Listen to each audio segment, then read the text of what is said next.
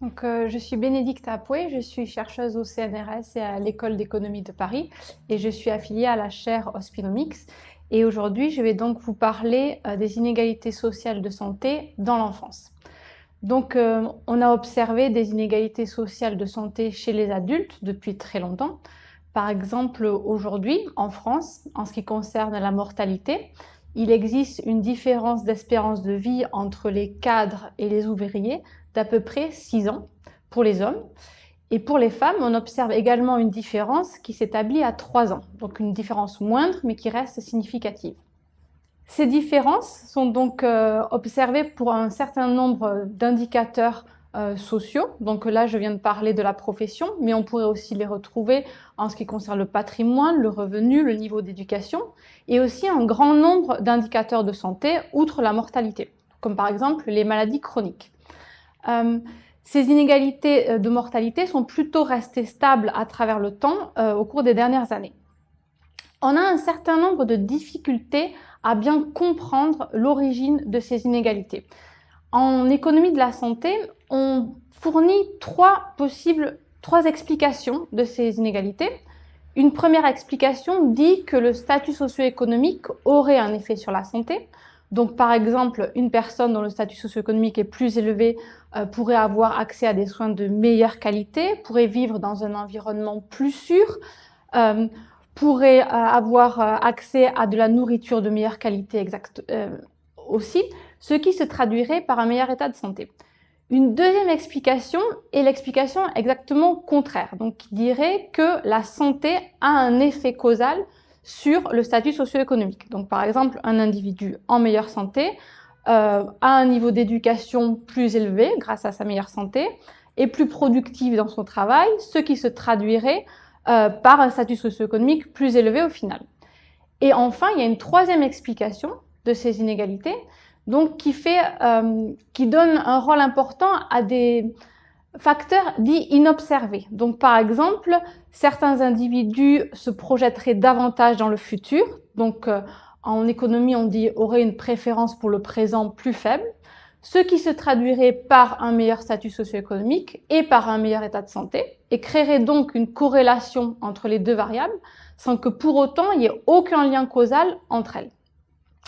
Alors la recherche récente dans le domaine des inégalités essaie justement de mieux comprendre lequel de ces trois mécanismes est important. Et la recherche s'est orientée dans deux directions, et une de ces deux directions, c'est justement de regarder ce qui se passe chez les enfants. Et l'autre direction, c'est de s'intéresser à des chocs qui arrivent au statut socio-économique lorsque, par exemple, des individus gagnent de très fortes sommes à des jeux de loterie, donc des choses complètement inattendues qui augmentent énormément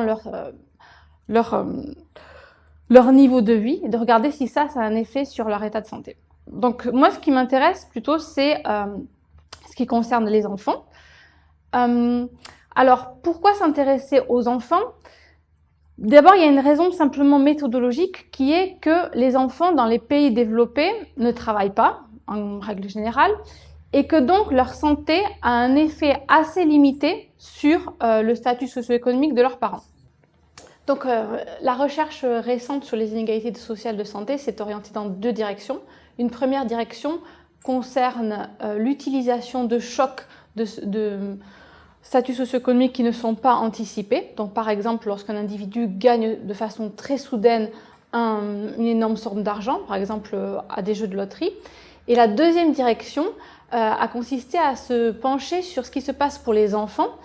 Et la raison est simplement que dans les pays développés, les enfants en général ne travaillent pas et que donc leur état de santé n'a pas d'effet ou un effet limité sur le statut socio-économique de leurs parents. Ce qui par exemple ne serait pas le cas dans des pays en développement où les enfants travaillent.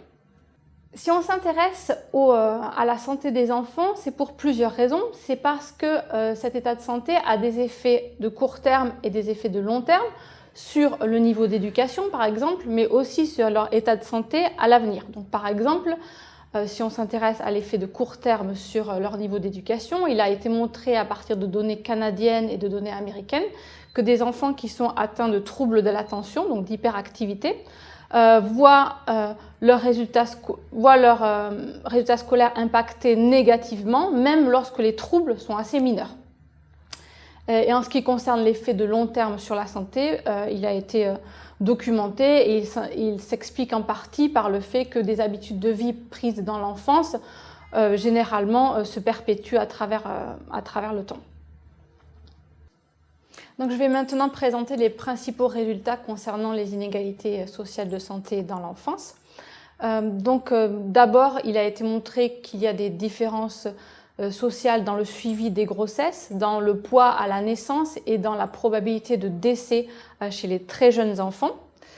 Ensuite, il y a un certain nombre de résultats qui sont très connus concernant le surpoids et l'obésité. Donc, par exemple, en utilisant des données sur des enfants en grande section de maternelle au cours des années récentes, il a été montré que le taux de surpoids chez les Français, en ce qui concerne le surpoids, donc il y a un certain nombre de résultats assez connus. Au cours des dernières années, il a été montré que pour des enfants en grande section de maternelle, le taux de surpoids s'établit vers 12%, mais qui recouvre des différences sociales très importantes, puisque des enfants d'ouvriers ont un taux plutôt de 16%, alors que des enfants de cadres ont un taux d'obésité, enfin de surpoids et d'obésité qui s'établit à 7%, donc une différence très marquée. En économie de la santé, dans les années récentes, il y a eu un grand nombre de travaux sur un autre indicateur d'état de santé des enfants, qui est la santé générale, donc qui est censé capter le surpoids, mais aussi tout ce qui relève de la santé mentale et d'autres problèmes de santé physique.